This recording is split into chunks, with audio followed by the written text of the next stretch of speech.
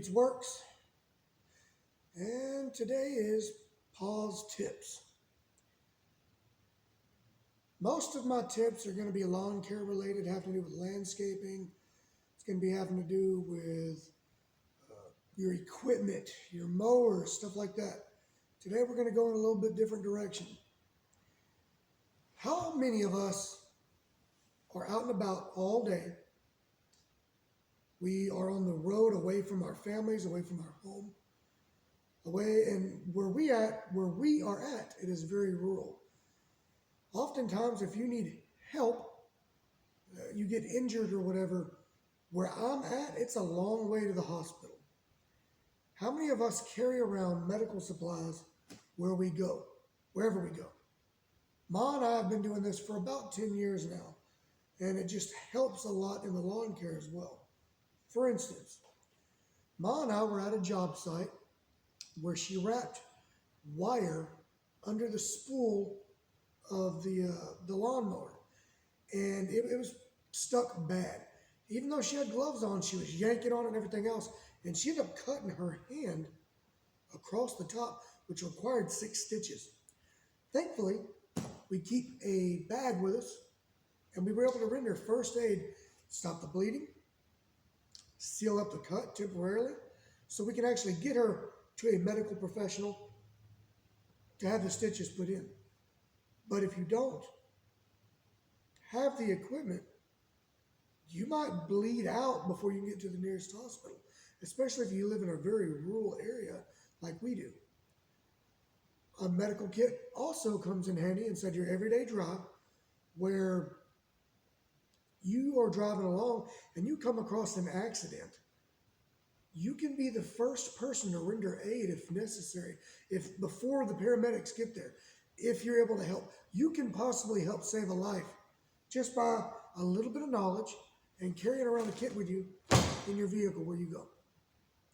We carry a CPR rebreather, where if you're having to perform CPR and the rescue breaths on someone, it's a one-way check valve where you're able to blow into somebody's lungs, but their stuff don't come back and infect you if they may be carrying something. It's a good way to help prevent yourself from catching something. Other things that we carry is a huge amount of gauze, the tape. We have splints. And another thing that we have is a 2 or 3 tourniquets of our medical kit. You never know. We have a CPR rebreather, where you're able to put that over somebody's mouth. You're able to give them rescue breaths, but whatever liquid that they have inside their lungs don't come back out at you. Gauze in case something bad, in case you have to wrap up something. Tons of gloves. You don't want to come in contact with somebody else's issues. And this right here will probably be one of the most important things you carry. This right here can stop bleeding. It's a tourniquet. What you might come across. You might be first on the scene of a car accident and somebody is literally bleeding out. They're bleeding so bad that you cannot stop the blood using compression of shirts, of towels, anything like that. It's still coming. You can use that tourniquet. I recommend going on YouTube. Go on YouTube, learn how to get this, how to use the equipment. And if you can, take a local CPR, medical first aid class. But YouTube will help. YouTube's a great starting place. You can go online, learn how to use this equipment. And if you have a tourniquet, you can be the difference between life or death on somebody on the side of the road. We carry several tourniquets inside of our kit, along with several other things that we've handpicked ourselves. We built our kits ourselves, and I recommend you do the same thing. Don't buy a pre-built kit. And the reason why I say that is so you're familiar with what you've put into your kit yourself. You know what is in it. You know where it's at. Possible medical scissors in order to cut through clothing if you have to get to a bad issue.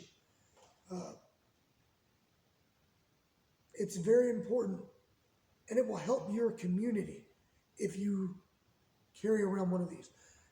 I would feel more at peace of mind knowing that there's more people out there prepared for bad things than who literally just whip out their phone and dial 911. I'm grateful for the person that dials 911, but I'd rather somebody with the knowledge and the ability to be able to help me if something bad was to happen. First and foremost, and then we get to get the ambulance and the EMP and the paramedics involved. So in conclusion, this is Paul with Dirty Deeds Works. I urge you to get you a medical kit. Stock it yourself, carry it with you. Carry it in your work truck, carry it in your personal vehicle. We have one in all of our vehicles, but carry it with you. And in the event something happens, you can help someone else. You can possibly save a life. And you're also able to take care of yourself too. In the event that you nick yourself out in the field or you have a severe trauma, you can actually wrap it yourself with sterile equipment, sterile materials, and then go seek the actual medical treatment that you need.